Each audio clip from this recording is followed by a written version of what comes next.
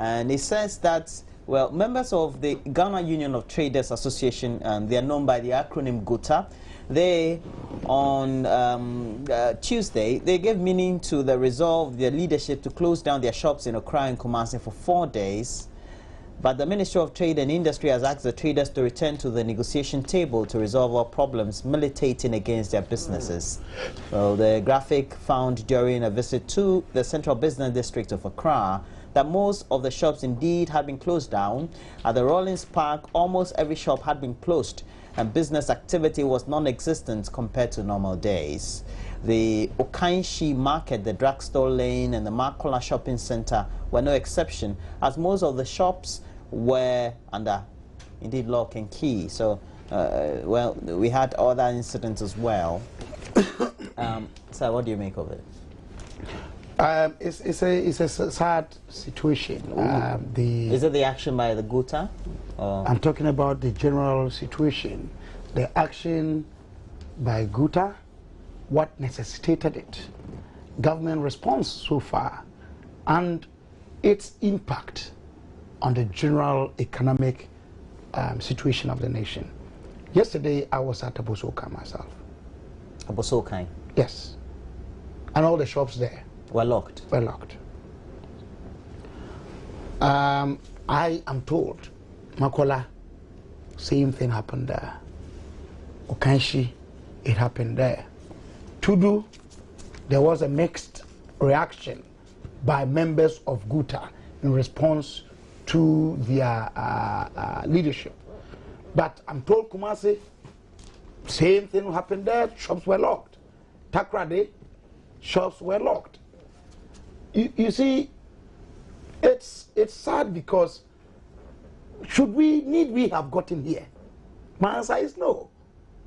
If we were having a responsible government, one, GUTA, through its leadership, talked and complained about this situation about a year and a half ago. Yesterday, I was at Abosoka when your reporters came there. I was also doing two things. I needed something for my vehicle, and when I got there and I saw the situation, I decided to cover some underground work for my papers production. And you realize that the leadership has been complaining about the major issues that has necessitated this thing over a year and a half. They've been talking about the escalating and unpredictable dollar-CD exchange rate and the frequency at which the changes were taking place. How erratic it was and unpredictable as it were. They talked about duty charges and the manner in which it is done. They also complain about frustration even beyond payment of your duties at the port as a result of this so-called presidential task force at the ports, whom I'm told virtually are engaging in acts of corruption themselves. That's an allegation. Yes, it's an allegation. Not been proven, has it? It's not been proven, but I'm saying, has the special task force been able to respond to the allegation? Have they? But it's not the responsibility of whoever is accusing to or prove, alleging to prove. They have alleged. They can only prove if they are subjected to strict proof in a court of law or before a properly constituted committee. But is it fair? The president has the courage to institute a committee to investigate this matter? And this is why I'm expecting that Parliament would also rise. Perhaps they have got I'm sure they have a select committee on trade and industry. You are on that committee. My brother says he is on the committee. What is the committee itself also doing? Taking up the responsibility to check, or if you like, exercise oversight responsibility on the executive. All these things are there.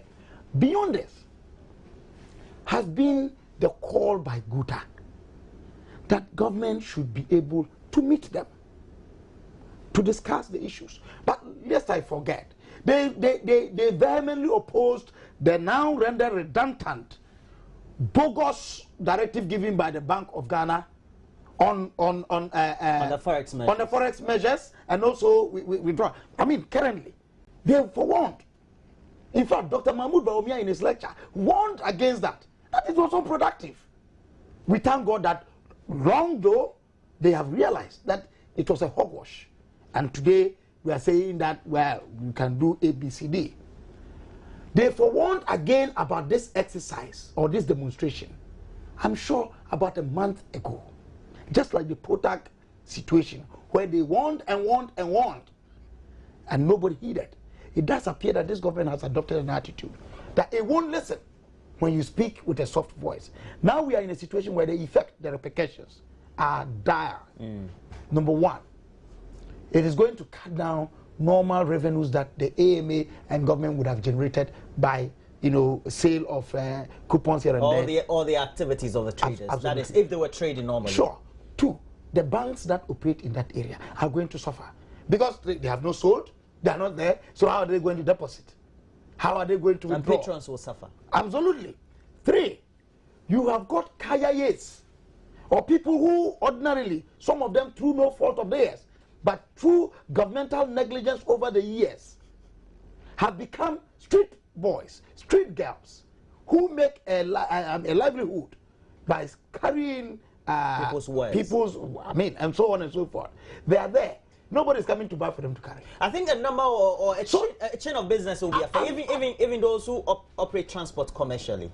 And so into far, the central business. So far, we do understand. I haven't heard the government respond with a sense of urgency in this matter. As far as we're concerned, Mr. And lastly, the Trade Ministry. We've had the deputy come out and said what has he said? The deputy, Ni Lante Vanderpoel, who's outgoing, said that said that the traders had acted in bad faith because prior to the decision of the traders, prior to the decision of the traders, they had been in some level of talks or negotiations, and they had told them, well, they'll deal with the substantive. Now, Mr. Titus Glover, when it comes to the subject of what Guta also is complaining about, at the thrust of the whole issue is also what is stipulated in the law, which states that foreigners cannot engage in local trading or local retailing, so to speak, compete with local traders. Apparently, that has been going on for long, and we should give the benefit of the doubt to government. This started way before the current situation or the current government. Do we think that Guta is being fair to government in dealing with the subject of foreigners when it comes to competing with them in the retail sector? Thank you very much, Roland. I think that I totally disagree with the Deputy Minister. The outgoing? I totally disagree with him. And his constituency has a large concentration of these traders, in the Dual area. Those areas. And for me, I think that Guta have a case.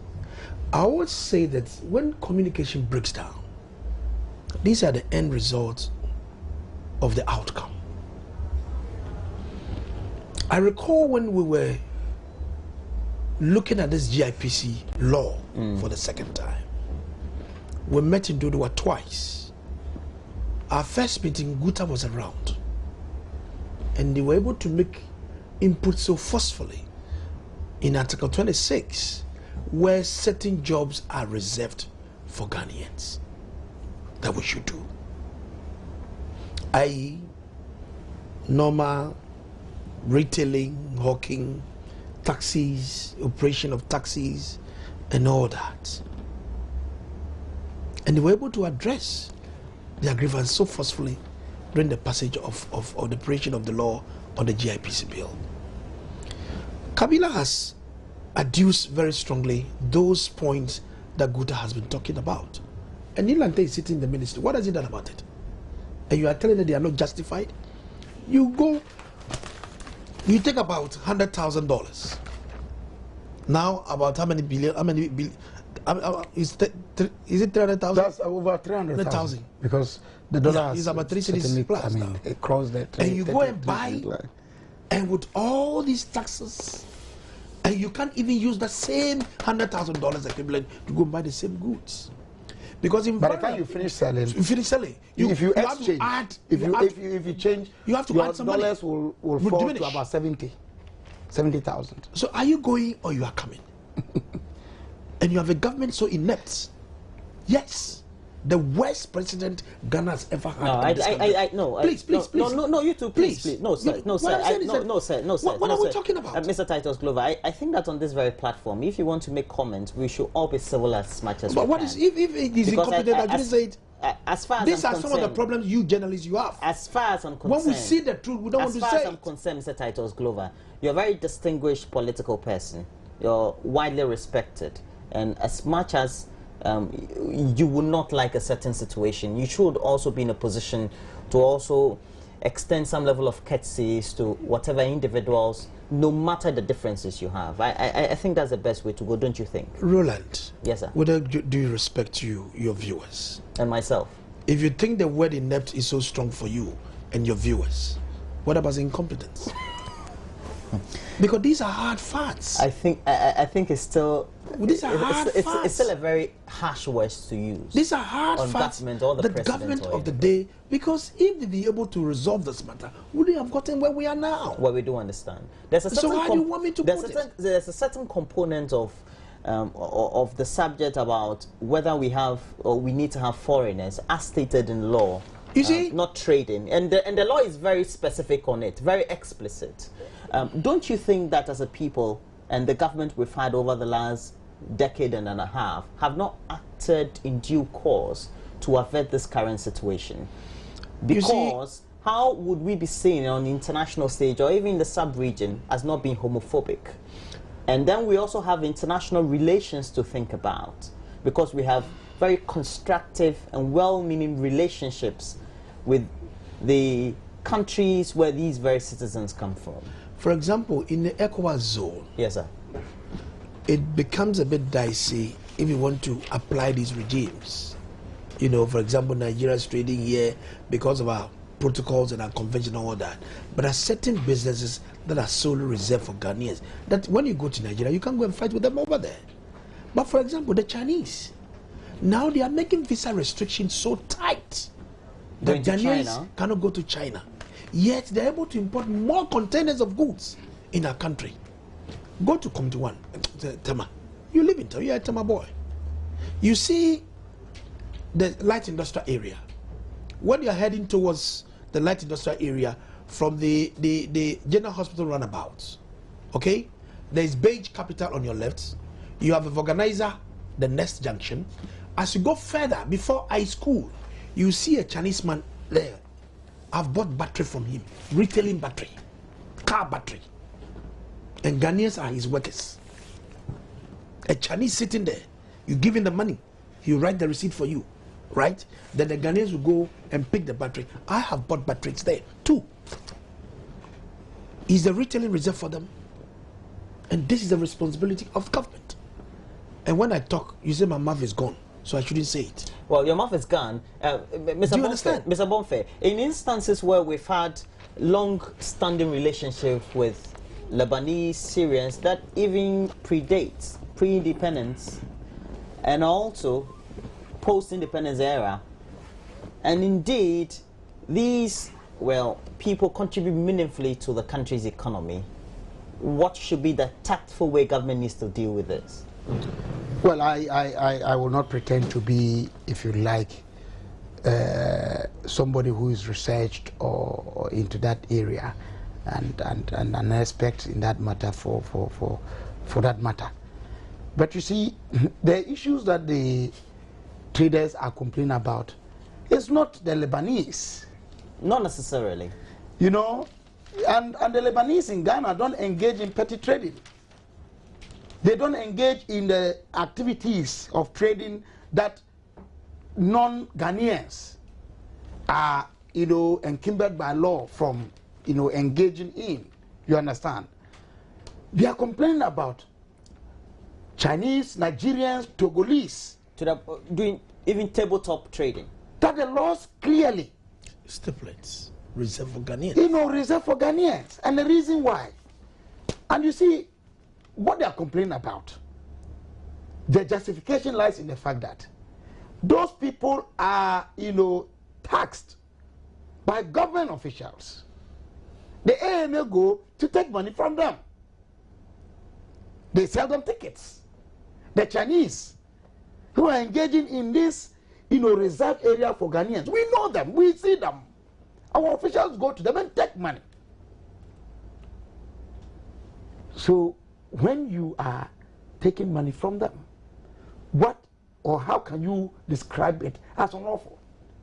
Then it means that you are actually also engaging in unlawfulness. That aside, these complaints have been recurring, and I must say this. I hate to hear the situation when we are discussing government failure, and people talk as if all we are talking is to blame all the challenges inherited by this government on the government. Look, I for one, anything I am talking about, government failure and inability to deal with this, as much as the occurrence and the history of it will go back even beyond maybe this Fourth Republic, we will target the failure to deal with it on the current administration, and always so. Do you want me to continue blaming the Kufuor administration for the failures of the Mahama to deal with the Guta's complaints? How can I do that? Do you want me to complain or put at the doorstep of the Rawlings regime when you have got John Mahama as president with his cabinet? I can't do that. So you see, what we are expecting of a government is that once you are elected, based on a manifesto, based on promises, and you should read the editorial of the Daily Guide today, a litany and a long list of promises, written and unwritten. And they have, you see, when you tell one lie, you need to tell several lies to defend it. They've lied and lied and lied. Who has lied? This current government. Over what? Promises. What they will do. Take the 2008 manifesto, for example. You mean, when they said they would do with traders. You mean they've given promises, but those promises have not been fulfilled? But those are not lies. But those are not lies. Why do you conclude that these are lies? If a promise is not fulfilled, it's a lie? Listen, if you take the 2008 manifesto, if an unfulfilled promise, it's a lie. That's by your conclusion? Yes.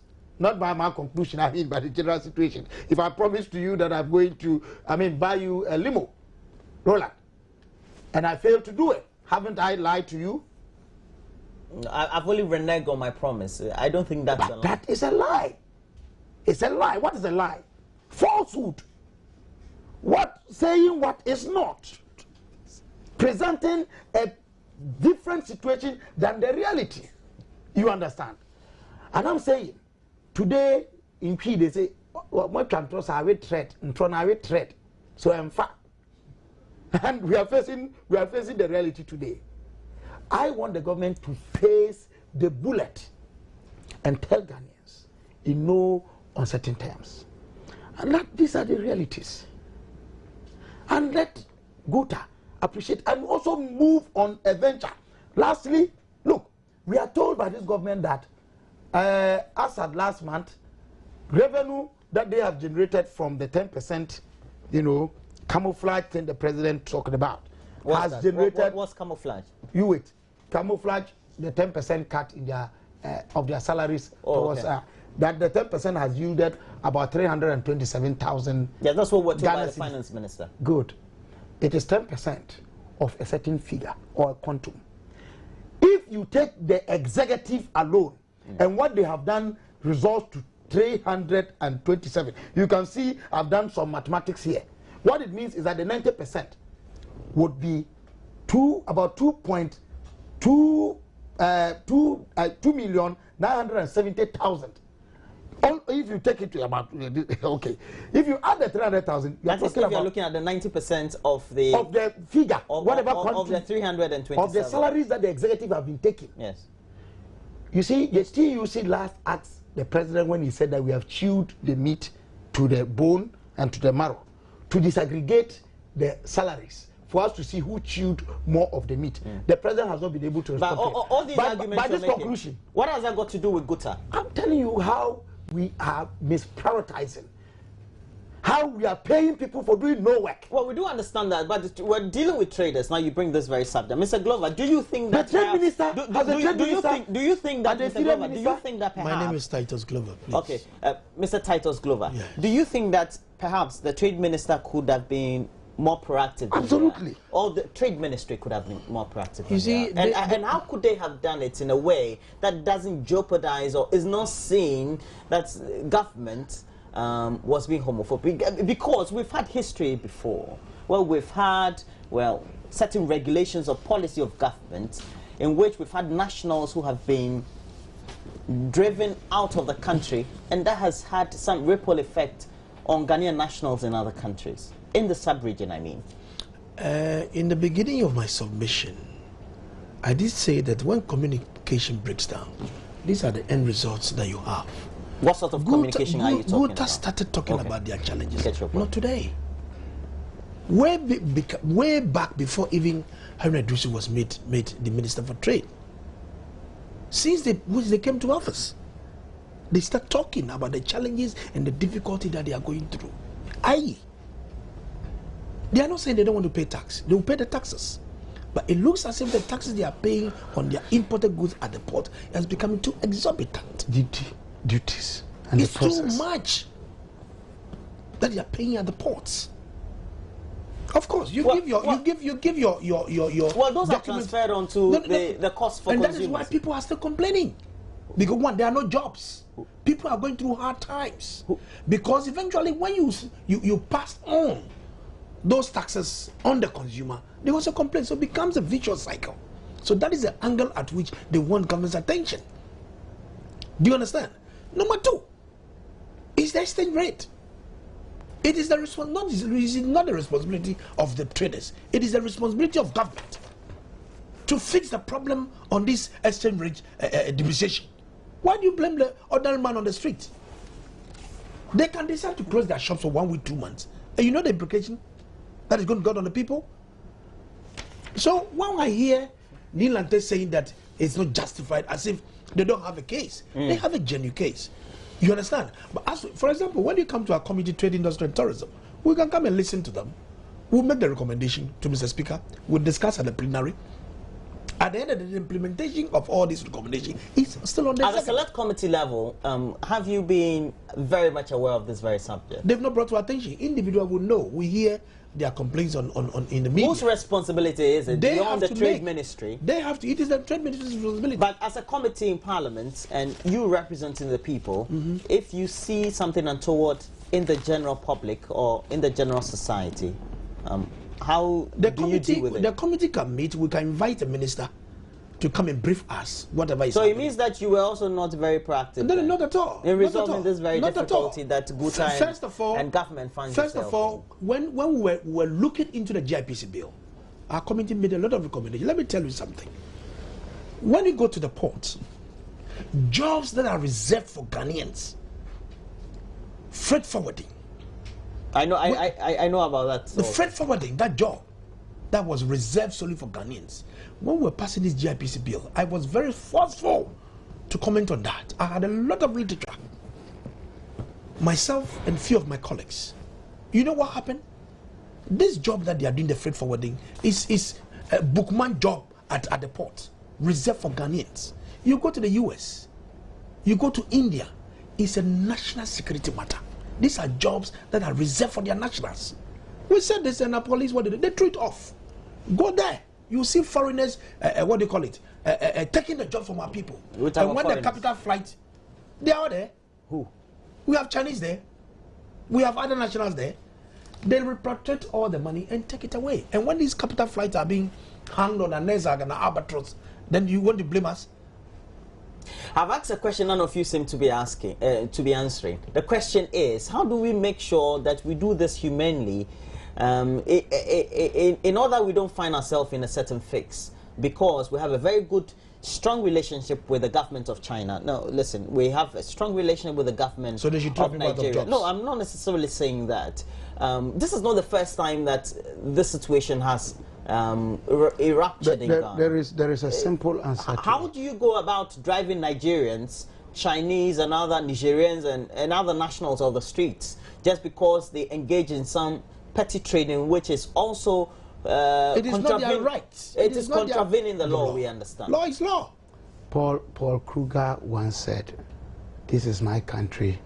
These are our laws. Those who will not obey them should leave our We don't country." live in dictatorial times. Wait, I'm not. He was not a dictator. No, I'm Paul not Kruger. necessarily saying that. And I'm not saying. Wait, there's a thin line. There's always a simple way of dealing with things.